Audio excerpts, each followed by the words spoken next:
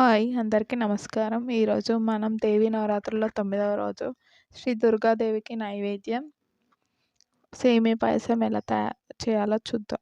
ముందుగా stove on చేసి ఒక గిన్నె పెట్టుకొని 2 టేబుల్ స్పూన్ల నెయ్యి వేసి వేడి అయ్యాక డ్రై ఫ్రూట్స్ వేసి వేయించి పక్కన పెట్టుకోవాలి. అదే గిన్నెలో 1 కప్పు సేమియా వేసి కలుపుకుంటూ బాగా వేయించి 3 కప్పుల నీళ్ళు పోసి మూత పెట్టి ఉడకబెట్టుకోవాలి. తర్వాత కొద్దిగా ఇలాచీ పౌడర్, ఎండు కొబ్బరి, 1 కప్పు చక్కెర వేసి బాగా కలిపి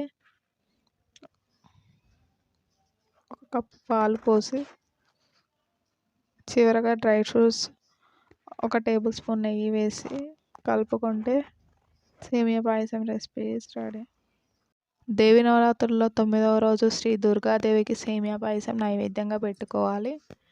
ఈ నవరాత్రుల్లో అమ్మవారి సంపూర్ణ అనుగ్రహం మనందరికీ కలగాలని కోరుకుంటూ మీ అమ్మ చేతి స్పర్శ. Thank you.